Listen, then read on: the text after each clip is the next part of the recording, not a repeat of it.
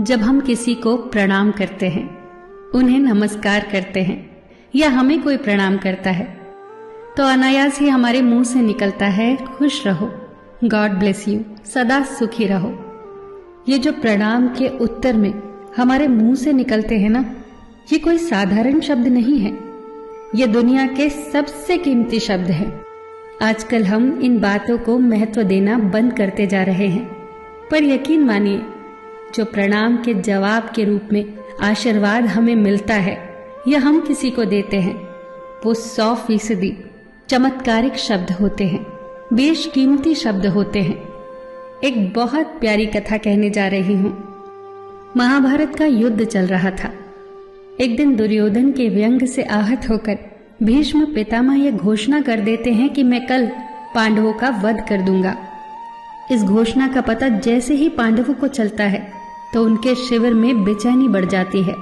सभी को भीष्म पितामह की क्षमताओं के बारे में पता था, इसीलिए सभी अनिष्ट की आशंका से परेशान हो जाते हैं। तभी श्री कृष्ण द्रौपदी से कहते हैं, तुम अभी मेरे साथ चलो। श्री कृष्ण द्रौपदी को लेकर सीधे पितामह भीष्म के शिविर में पहुंच जाते हैं। श्री कृष्ण स्वयं तो शिविर के बाहर खड़े हो जाते हैं, पर वो द्रौपदी से कहते हैं कि अंदर जाकर पितामह भीष्म को प्रणाम करो।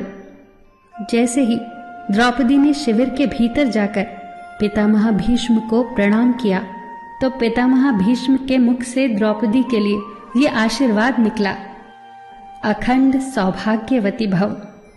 जैसे ही ये आशीर्वाद उनके मुख से निकला, उसी क्षण उन्हें स्मरण हो आया कि आज ही तो उन्होंने पांडवों के वध की घोषणा की थी और स्वयं ही उन्होंने द्रौपदी को अखंड सौभाग्यवती रहने का आशीर्वाद दे दिया। फिर पितामह भीष्म ने द्रौपदी से पूछा, पुत्री, क्या तुम इतनी रात को यहाँ अकेली आई हो या तुम्हें यहाँ श्री कृष्ण लाए हैं? तब द्रौपदी ने कहा, जी पितामह, और वो शिविर के बाहर ही खड़े हैं। शिविर से बाहर निकलकर दोनों ने एक दूसरे को प्रणाम किया और पितामह भीष्म ने कहा, मेरे एक वचन को मेरे ही दूसरे वचन से काटने का काम केवल कृष्ण ही कर सकते हैं।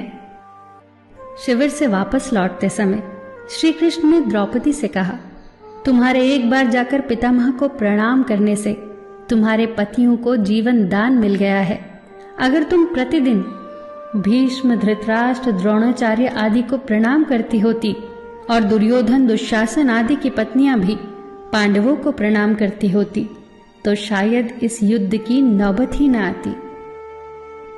जो हर घर में कलह कलेश का वातावरण रहता है, वो कहीं न कहीं इस बात के मूल से जुड़ा है कि हम संस्कार भूलते जा रहे हैं। हम जाने अनजाने अपने बड़ों की उपेक्षा करने लगे हैं। याद रखना कि हर चीज पैसे से खरीदी नहीं जा सकती, और ये भी याद रखना कि हर बात का जवाब गूगल से नहीं मिलता। उसके लिए बुजुर्गों के पास भी बैठना पड़ता है। शरीर की खुराक के साथ साथ हमारी आत्मा को भी खुराक चाहिए, जो संस्कारों से हमें मिलती है। हम भूलते जा रहे हैं आशीर्वाद के महत्व को। आशीर्वाद एक कवच की तरह होता है, जो हर बाधा से हमारी रक्षा करता है। कितनी सुंदर बात कही है किसी ने।